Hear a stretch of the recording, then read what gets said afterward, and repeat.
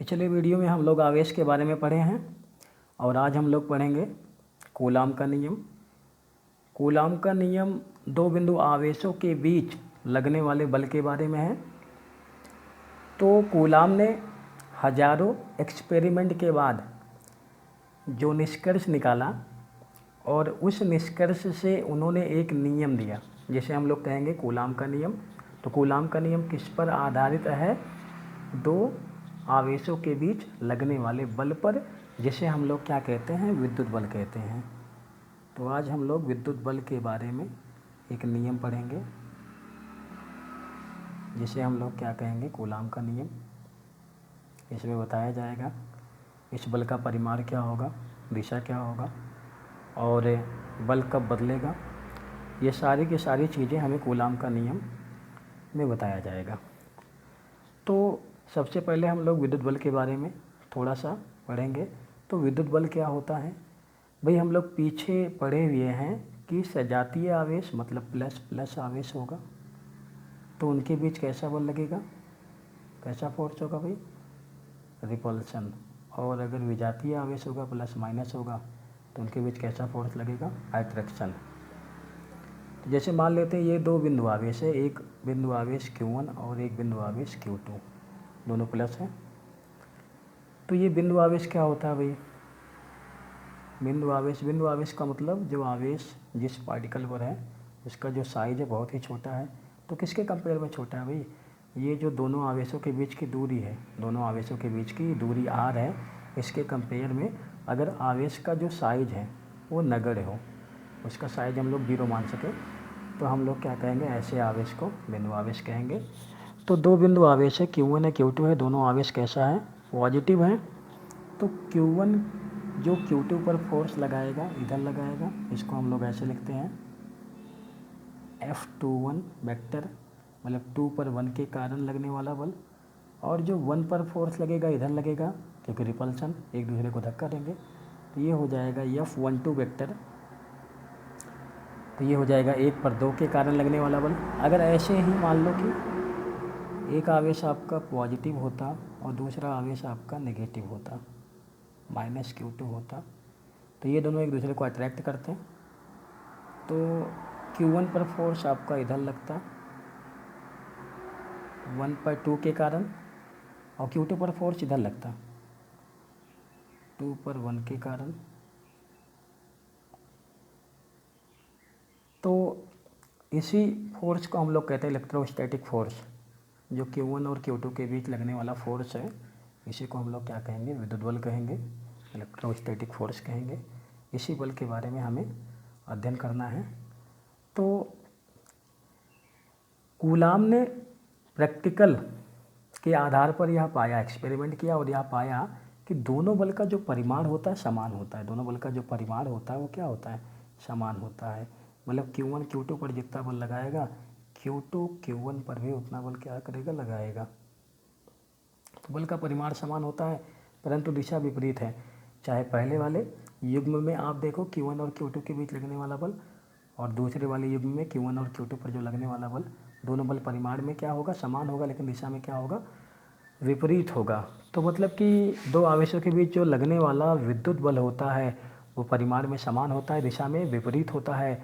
और ये दोनों बल अलग अलग पार्टिकल पे लग रहे हैं, दोनों बल का नेचर भी समान है, दोनों बल का नेचर भी समान है। तो इसका मतलब जो विद्युत बल होता है क्रिया प्रतिक्रिया के नियम का पालन करेगा।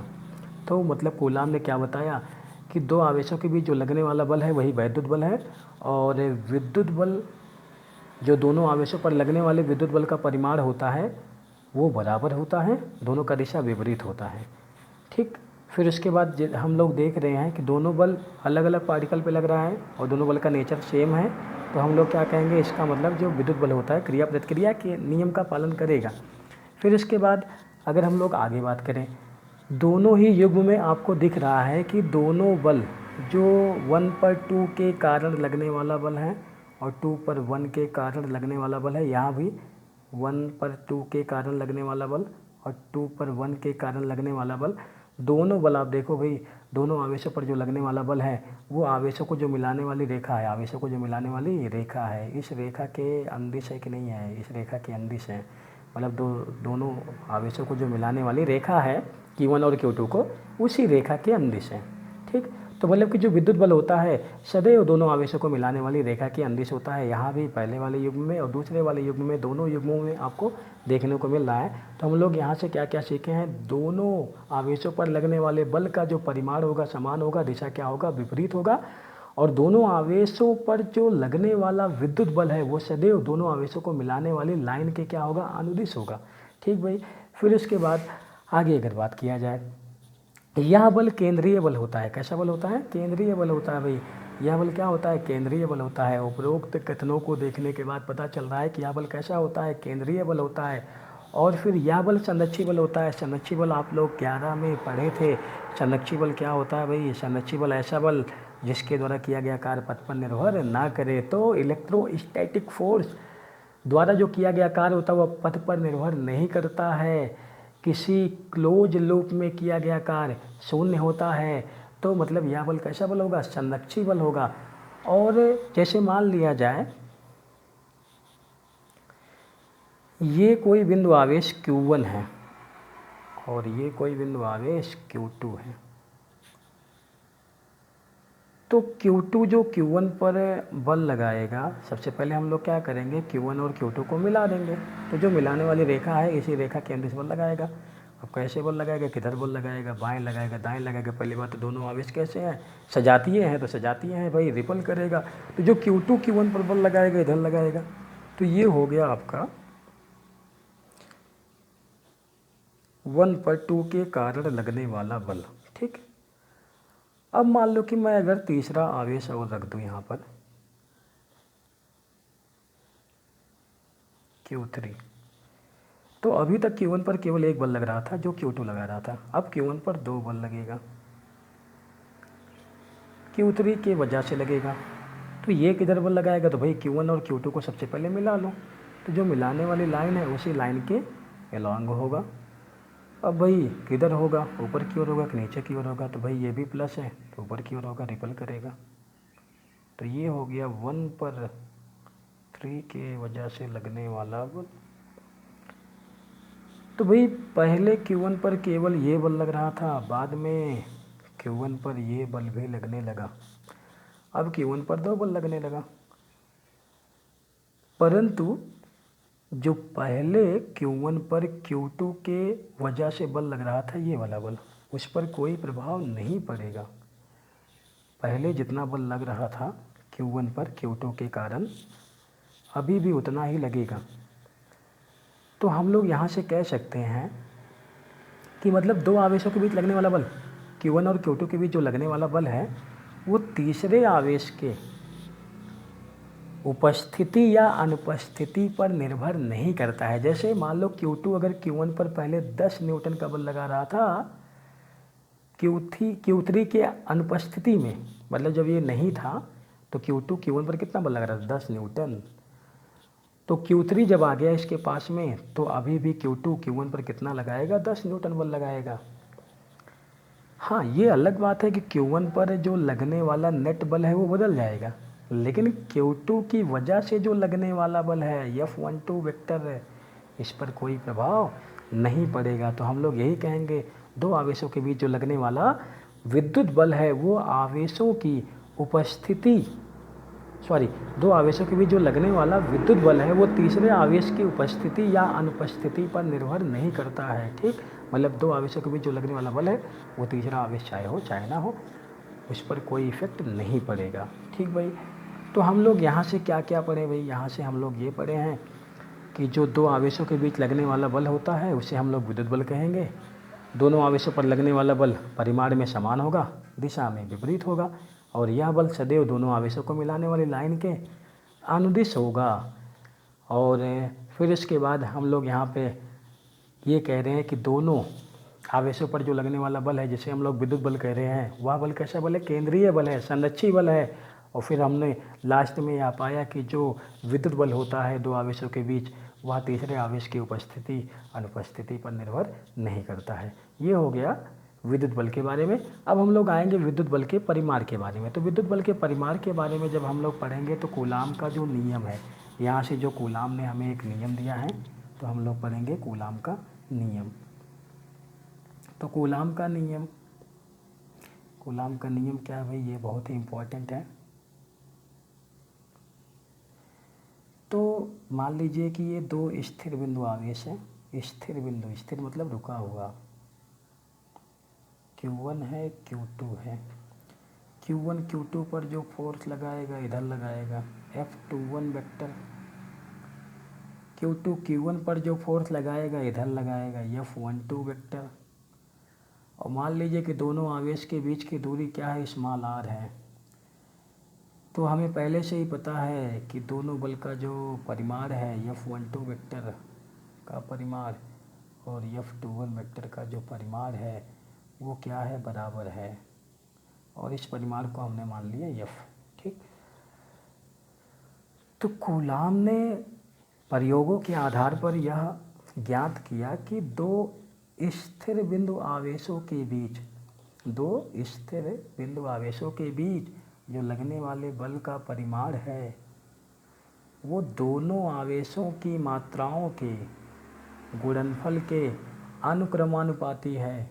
मतलब दो स्थिर बिंदु आवेशों के बीच, यहाँ पर स्थिर बिंदु आवेश कहना आवश्यक है, मतलब रुका हुआ और दो बिंदु आवेश है, रुका हुआ दो बिंदु आवेश है, उसके बीच जो लगने वाला विद्युत बल है उसका जो परिमाण है दोनों आवेशों की मात्राओं के गुणनफल के अनुक्रमानुपाती होता है और उनकी बीच की दूरी के वर्ग के व्युत्क्रमानुपाती होता है। तो कूलाम का जो नियम है, दो स्थिर बिंदु आवेशों के बीच लगने वाला विद्युत बल आवेशों की मात्राओं के गुणनफल के अनुक्रमानुपाती होता है और उनकी बीच की दूरी के वर्ग के व्युत्क्रमानुपाती होता है। तो अगर हम दोनों को मिला दे तो हो जाएगा F directly proportional Q1 Q2 by R square. अब हम अगर यहाँ प्रोपोर्शनल का साइन हटाएंगे, एक नियतांक आ जाएगा K small k Q1 Q2 by R square. तो ये K क्या है भाई, जैसा कि हमें मालूम है कि जब भी प्रोपोर्शनल का साइन हटेगा एक नियतांक आएगा, K आया यहाँ पर। तो K क्या है, अनुक्रमानुपाती नियतांक है या समानुपाती नियतांक इसे हम लोग बोलते हैं।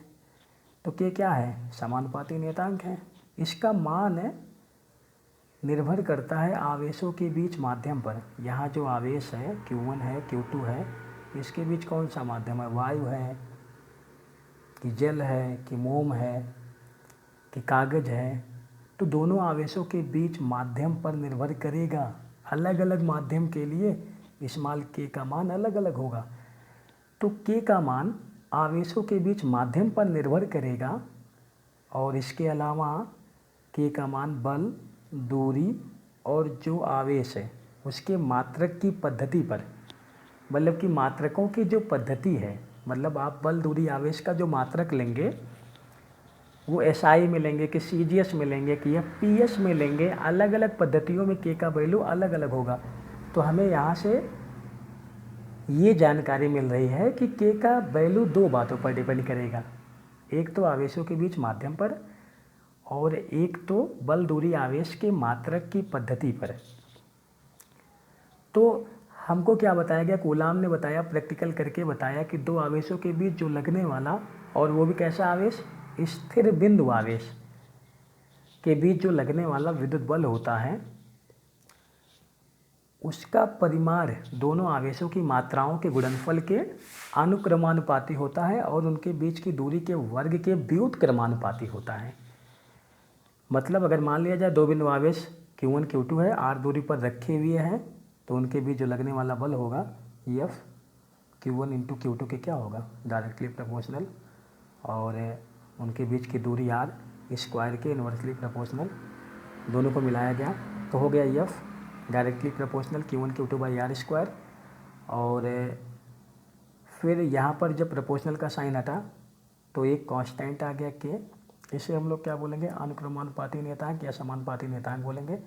और इसका मान निर्भर करता है दोनों आवेशों के बीच माध्यम पर, ये याद कर लेना है, K का मान निर्भर करता है दोनों आवेशों के बीच माध्यम पर और बल, दूरी, आवेश के मात्रक पर निर्भर करता है।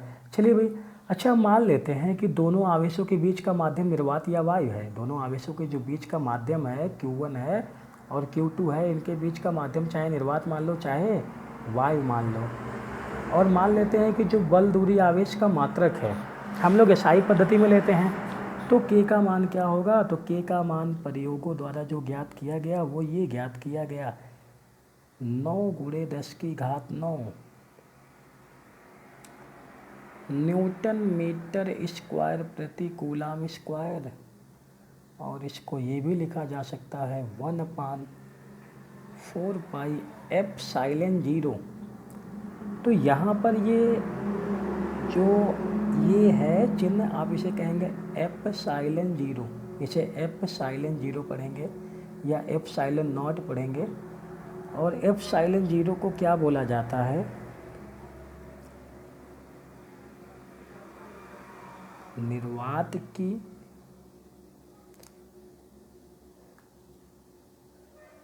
विद्युतशीलता बोला जाता है। निर्वात की विद्युतशीलता, इसका मान हम लोग आगे निकालेंगे। इसका मान कैसे निकाला जाएगा, कितना होता है, विमीय सूत्र वगैरह हम लोग आगे निकालेंगे। तो मतलब कि ये K का वैल्यू कब होता है? K का वैल्यू तब होता है जब आवेशों के बीच का माध्यम क्या होता है? निर्वात या वायु होता है। ऐसा नहीं कि सब माध्यम के लिए K का वैल्यू यही लिया जाएगा, केवल तब लिया जाएगा K का वैल्यू जब आवेशों के बीच का माध्यम निर्वात या वायु हो। और वैसे भी 99 बार आपको आवेशों के बीच का माध्यम निर्वात या वायु ही मिलेगा। और अगर कुछ नहीं दिया होगा तब भी हम लोग को निर्वात या वायु मानना है। आवेशों के बीच के माध्यम के बारे में कोई चर्चा नहीं करेगा न्यूमेरिकल, तो हम लोग आवेशों के बीच का माध्यम क्या मानेंगे? निर्वात मानेंगे या वायु मान लेंगे। और K का वैल्यू यही लेके चलेंगे 9 × 10⁹ न्यूटन मीटर स्क्वायर पर कूलाम स्क्वायर। और इसको हम लोग क्या ले सकते हैं? 1/4πε0। तो यहाँ पर अगर हम लोग K का वैल्यू रख दें, यहाँ पर K का वैल्यू अगर हम लोग रख देते हैं तो जो फार्मूला आएगा वो हो जाएगा F बराबर 1/4πε0 Q1 Q2/r²। तो ये हो गया दो आवेशों के बीच लगने वाले बल का परिमाण। कौन सा? विद्युत बल। विद्युत बल का परिमाण हम लोग ऐसे ही निकालेंगे 1/4πε0 Q1 Q2/r²। और ये तभी लागू होगा जब आवेशों के बीच का माध्यम क्या होगा? निर्वात होगा या वायु होगा। अच्छा, कोई दूसरा माध्यम होगा? अगर दूसरा माध्यम होगा, आवेशों के बीच कोई अन्य माध्यम होगा, तब भाई क्या किया जाएगा? तो आवेशों के बीच जो लगने वाले बल का फार्मूला होगा वो होगा 1/4πε, यहाँ 0 को हटा देंगे और हो जाएगा Q1 Q2/r²। तो ये एप्साइलन क्या है? ये निर्वात की विद्युतशीलता नहीं है, ये है माध्यम की विद्युतशीलता। जो आवेशों के बीच माध्यम है उसकी विद्युतशीलता है, माध्यम की विद्युतशीलता है। ठीक भाई। या फिर हम लोग इसको एक अन्य रूप में लिख सकते हैं, ऐसे भी लिखा जाता है F बराबर 1/4πε0 और यहाँ लगा दिया जाएगा εr इंटू Q1 Q2/r²। तो जहाँ εr क्या है? ये है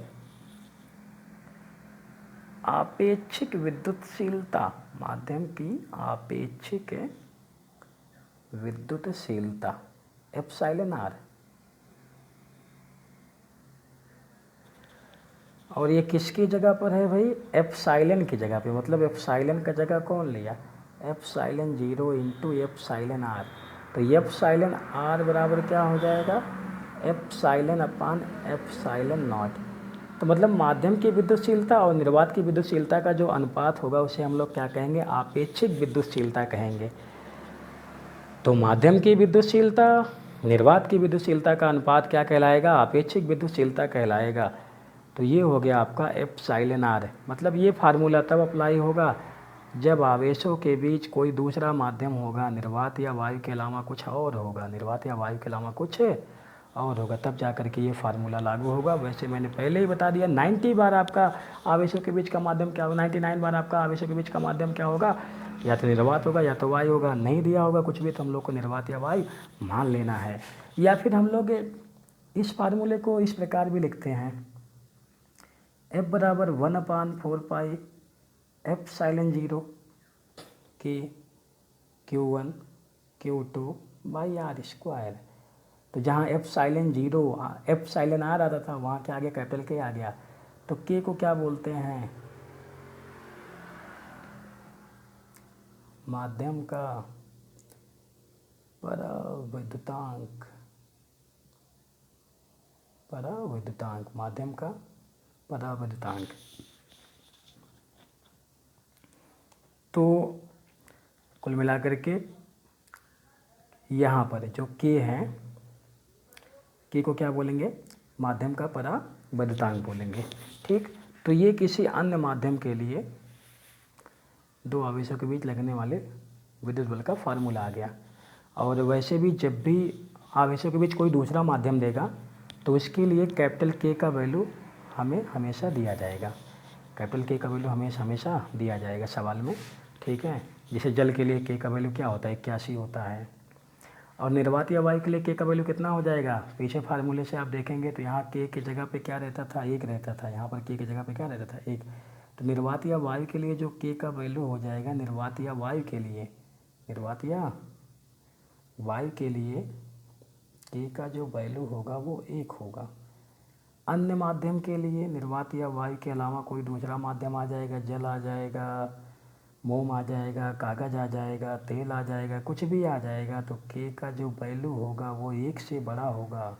प्रैक्टिकली निकाला गया है। और धातु के लिए, धातु आप लोग जानते हो, धातु के लिए के का जो वैल्यू होता है अनंत होता है। धातु के लिए के का वैल्यू क्या होता है, अनंत होता है। इतना हमें याद कर लेना है। तो अन्य माध्यम के लिए के का वैल्यू क्या हो जाएगा, 1 से बड़ा हो जाएगा। तो हमें मालूम है कि जब के का वैल्यू बढ़ेगा तो दो आवेशों के बीच लगने वाले बल का वैल्यू क्या होगा, घटेगा। तो अगर कोई पूछे दो आवेशों के बीच पहले माध्यम क्या है, निर्वात है और वायु है, निर्वात है या वायु है, अगर मान लो निर्वात या वायु के अलावा उनके बीच में कोई दूसरा माध्यम आ जाए, मोम आ जाए, कागज़ आ जाए, कुछ भी कहते, तो बल बढ़ेगा घटेगा, बाकी आवेश वही है, दूरी वही है। तो हम लोग सीधा सीधा कहेंगे बल घट जाएगा, क्योंकि तब आपका के का वैल्यू क्या हो जाएगा, 1 से ज़्यादा हो जाएगा। के का वैल्यू जब बढ़ जाएगा तो एफ का वैल्यू क्या हो जाएगा, कम हो जाएगा। समझ में आया भाई। तो आगे देखो, फिर एक बार फिर से पहले हम लोग तो रिवीजन कर लेते हैं। कूलाम का नियम बहुत ही इंपॉर्टेंट है, शुरू से हम लोग चलते हैं कूलाम के नियम पर। तो कूलाम का नियम कहाँ है भाई, हाँ यहाँ है। तो कूलाम का नियम क्या होता है, पहली बात तो जो कूलाम का नियम होता है दो रुके हुए बिंदु आवेश के लिए सत्य है। ठीक है, तो हमें इस बात को एकदम जान लेना है कि दो रुके हुए बिंदु आवेश के लिए कूलाम का नियम सत्य है। मतलब ये दो रुके हुए बिंदु आवेश के बीच लगने वाले बल के बारे में है। तो दो स्थिर बिंदु आवेश के बीच लगने वाले बल आवेशों की मात्राओं के गुणनफल के अनुक्रमानुपाती होता है और उनके बीच की दूरी के वर्ग के व्युत्क्रमानुपाती होता है। अगर मान लिया जाए दो बिंदु आवेश Q1 Q2 है, एक दूसरे से r दूरी पर रखे हुए हैं, तो उनके बीच जो लगने वाला बल होगा F Q1 × Q2 के क्या होगा, अनुक्रमानुपाती, और r² के व्युत्क्रमानुपाती होगा। दोनों को मिलाएंगे तो F अनुक्रमानुपाती Q1 Q2/r² हो जाएगा। और जब यहाँ पर प्रोपोर्शनल का साइन हटेगा, बराबर का साइन आएगा, तो एक नियतांक आएगा, क्या आएगा, जिसे हम लोग क्या बोलेंगे, समानुपाती नियतांक बोलेंगे। इसका मान निर्भर करता है आवेशों के बीच माध्यम पर। इसका मान आवेशों के बीच माध्यम पर निर्भर करेगा, बल दूरी आवेश के मात्रक पर निर्भर करेगा। अगर मान लेते हैं आवेशों के बीच का माध्यम निर्वात या वायु है और बल दूरी आवेश का मात्रक SI पद्धति में ले लिया जाए, बल का मात्रक न्यूटन, दूरी का मात्रक मीटर और आवेश का मात्रक कूलाम लिया जाए, तो के का मान कितना है भाई, प्रैक्टिकली निकाला गया 9×10�9 न्यूटन मीटर स्क्वायर पर कूलाम स्क्वायर। और इसको हम लोग और क्या लिख सकते हैं, 1/4 एप्सिलॉन 0 लिख सकते हैं। और एप्सिलॉन 0 को हम लोग क्या कहते हैं, निर्वात की विद्युतशीलता कहते हैं। फिर इसके बाद अगर कोई दूसरा माध्यम होगा, तो हम लोग आवेशों के बीच लगने वाले बल के फार्मूले में यहाँ क्या लिख देंगे, एप्सिलॉन 0 को हटा देंगे, एप्सिलॉन लिखेंगे। एप्सिलॉन क्या है, माध्यम की विद्युतशीलता है। या इसी फार्मूले को हम लोग दूसरे रूप में कैसे लिखेंगे, एप्सिलॉन 0 × एप्सिलॉन r लगा देंगे, जहाँ पर आपका एप्सिलॉन है। तो एप्सिलॉन r को क्या कहेंगे, आपेक्षिक विद्युतशीलता बोलेंगे। और उसके बाद एप्सिलॉन की जगह पर आया था आपका epsilon naught into epsilon r, तो कुल मिलाकर के आपका हो जाएगा एप्सिलॉन आर बराबर एप्सिलॉन अपान एप्सिलॉन नॉट हो जाएगा। ठीक, तो ये हो गया भाई कूलाम का नियम। ये क्या हो गया? कूलाम का नियम।